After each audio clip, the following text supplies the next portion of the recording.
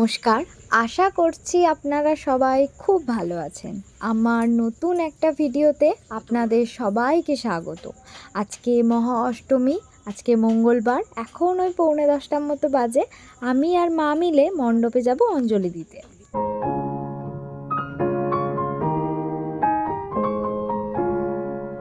সকাল সকাল বাড়ি থেকে ঘুম থেকে উঠে ভালোভাবে স্নান করে রেডি হয়ে আমি চলে এসেছি মায়ের কাছে। মাই পুজোর ডালাগুলো গুছিয়ে রেখেছিল। এখন আমি আর মা বেরিয়ে পড়েছি মণ্ডপের উদ্দেশ্যে। আজকে ভীষণ রোদ উঠেছে আর সুন্দর একটা আবহাওয়া। আকাশটার দিকে তাকিয়ে থাকলে মনে হয় কি ভালোই না লাগছে আজকে সকালটা।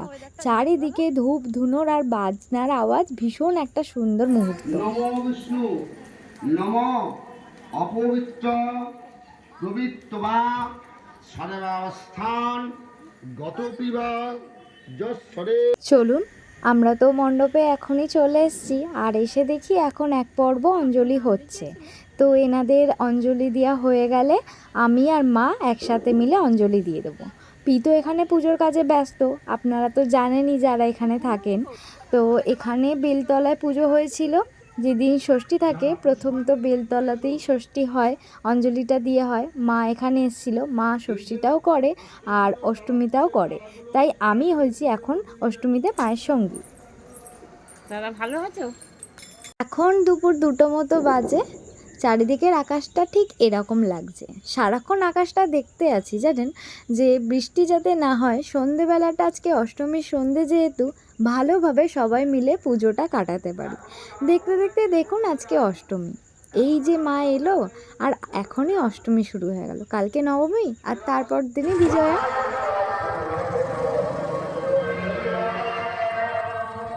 এখন ওই সন্ধে 8:30টার মতো বাজে। আমরা বেরিয়ে পড়েছি ঠাকুর দেখতে যাওয়ার উদ্দেশ্যে। এখন আমরা আছি আমাদের নাড়ুপাড়া বাজারের রাস্তাটায়। এখান দিয়ে এখন চলে যাব গড়িয়া। গড়িয়া থেকে কোথায় যাই?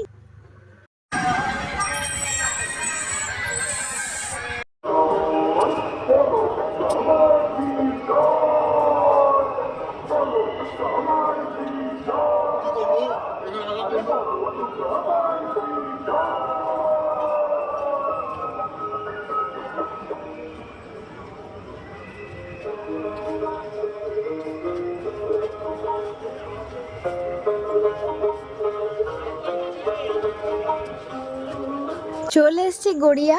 আর গড়িয়া এসছি নবদুর্গা পঞ্চদুর্গা দেখবো না, এটা তো কোনো দিন হতে পারে না। তাই এখন পঞ্চদুর্গার প্যান্ডেলটায় ঢুকছি। এই নবদুর্গা পঞ্চদুর্গা প্যান্ডেলগুলোতে আমার ছোট্টবেলা থেকে অনেক স্মৃতি জড়িয়ে আছে জানেন। সেই ছোটোবেলায় যখন বাবা মায়ের হাত ধরে সেই প্যান্ডেলগুলো দেখতাম, প্রতিটা ঠাকুর দেখতাম, তখন মা আর বাবা দুপাশ দিয়ে আমাকে এক একটা ঠাকুরের বর্ণনা বোঝাতে থাকতো। ভীষণ ভালো লাগতো।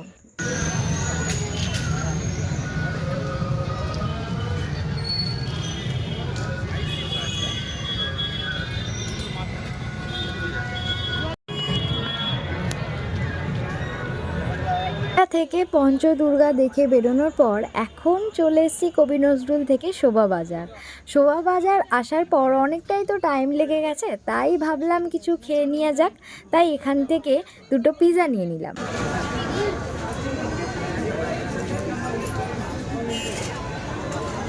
কে অষ্টমী, আমি পরেছি একটা শাড়ি। অষ্টমীর দিনকে শাড়ি পরবো না, এটা তো হতে পারে না। তা আজকে আমরা এসেছি শোভাবাজার রাজবাড়ির উদ্দেশ্যে আজকে যাচ্ছি। আমাদের সাথে আছে টিটুদা।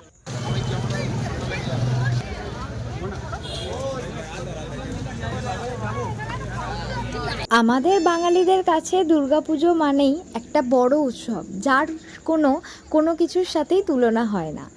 এখন অষ্টমীর সময়, আজকে অষ্টমী, ষষ্ঠী, সপ্তমী আমার বাড়ির আশেপাশে কিছু প্যান্ডেল ঘোরার পর অষ্টমী নবমী যখনই হোক, আমাদের কলকাতা শহরটা না খুব টানে। আজকে চলে এসেছি, এখন ওই 11:30টার মতো বাজে রাত। এখন ঢুকছি রাজবাড়ির বড় তরফে। কলকাতার প্রথম দুর্গাপুজো শুরু হয়েছিল শোভাবাজার রাজবাড়িতে। রাজা নবকৃষ্ণদেব 1757 সালে পলাশী যুদ্ধের পর এই পুজো শুরু করেন। এটি কলকাতায় প্রাচীনতম দুর্গাপুজোগুলির মধ্যে একটি, যেখানে তৎকালীন ব্রিটিশ শাসকরাও অংশ নিতেন, যেমন লর্ড ক্লাইভ, শুরুর কারণ পলাশী যুদ্ধের ইংরেজদের জয়লাভের পর রাজা নবকৃষ্ণদেব এই পুজো শুরু করেছিলেন। এই পুজোর লর্ড ক্লাইভ সহ অনেক বিখ্যাত ব্রিটিশ ব্যক্তিরা উপস্থিত থাকতেন। এই রাজবাড়িতে আজও ঐতিহ্য ও আচারের সাথে দুর্গাপুজো অনুষ্ঠিত হয়।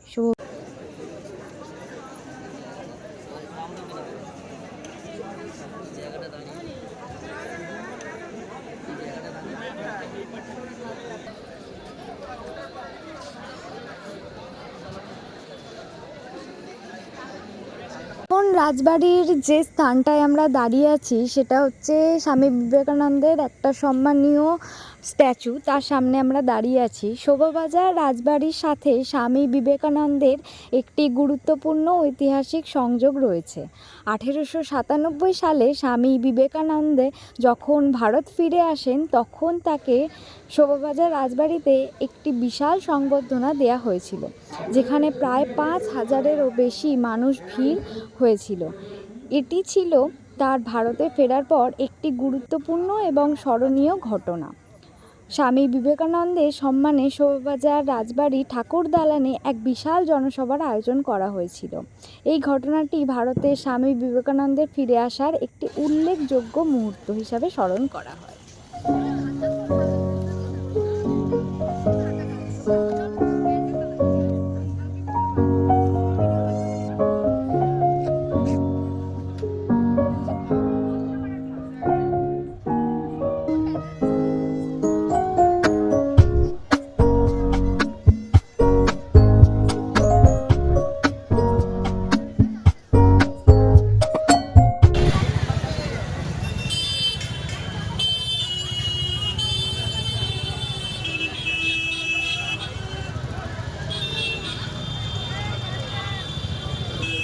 এখন রাত প্রায় 12:30 মতো বাজে। আমরা হাঁটতে হাঁটতে চলে এসেছি বাগবাজার উদ্দেশ্যে। ইচ্ছা ছিল কাশীমিত্র ঘাটে যাব বাগবাজার হতে, কিন্তু জানি না কতটা কি হয়। এখন কুলফি খেতে বসেছি সবাই মিলে।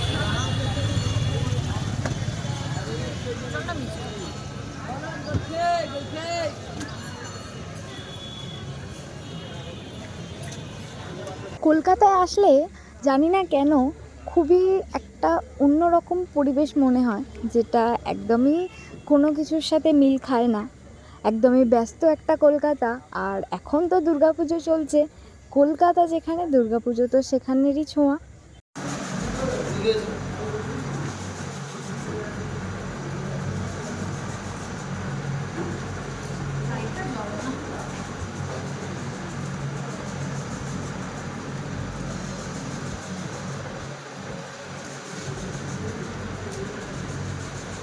বাগবাজার হতে হাঁটতে হাঁটতে আমরা রাস্তায় যে কটা ঠাকুর দেখেছি আর কি। এখন যেখানে ঢুকেছি খেতে, খাওয়া দাওয়া করার জন্য, বাইরে তো বৃষ্টি শুরু হয়ে গিয়েছে। এখন ঢুকেছি হেসেল ইমনে। এটা ক্যাব বলবো বা রেস্টুরেন্ট বলবো বা কোনো একটা বাড়ি বলবো আমি বুঝতে পারছি না, কিন্তু যে খাবারটা খাচ্ছি না, বসে মনে হচ্ছে না একদমই বাড়ির মতো খাবার, ভীষণ ভালো লাগছে।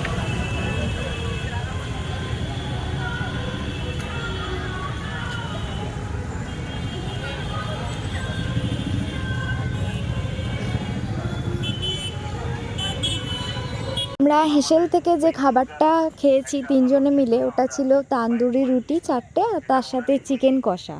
ভীষণ ভালো খেয়েছি, কিন্তু রাস্তায় বৃষ্টি শুরু হওয়াতে আমি ভিডিওটা না কন্টিনিউ করতে পারি।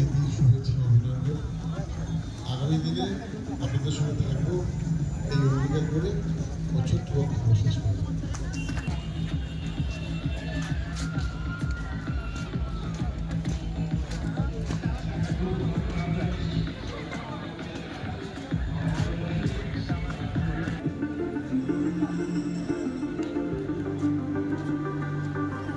এখন প্রায় রাত 2টো মতো বাজে।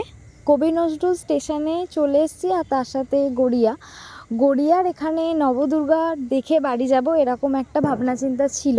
যাওয়ার সময় তো পঞ্চদুর্গা হয়ে গিয়েছিলাম, কিন্তু এখন নবদুর্গা দর্শন করছি। তার সাথে আপনারাও আছেন। আমার সেই ছোটোবেলায় কাটানো এই দুটো ঠাকুর আমার এখানে আসলে ভীষণ ভালো লাগে। ছোটোবেলায় অনেক স্মৃতি এই প্রতিটা মণ্ডপ জুড়ে আমার মনে পড়ে যাচ্ছে যখনই ঘুরছি। আজকে ভিডিওটা কেমন লাগলো অবশ্যই আপনারা জানাবেন। আবার আসবো নতুন একটা ভিডিও নিয়ে। আপনাদের ভালো লাগলে ভিডিওতে অবশ্যই লাইক করবেন এবং পাশে থাকার জন্য ভিডিওতে চ্যানেলটিকে সাবস্ক্রাইব করবেন। আজকে আসি, আবার নতুন একটা ভিডিও দেখা হবে। সামনাসামনি আপনারা দেখছেন নবদুর্গা, প্রতিটা রূপেরই ব্যাখ্যা দেওয়া আছে আর নিচে নামগুলো লেখা আছে, আপনারা ভালো করে দেখে নিন।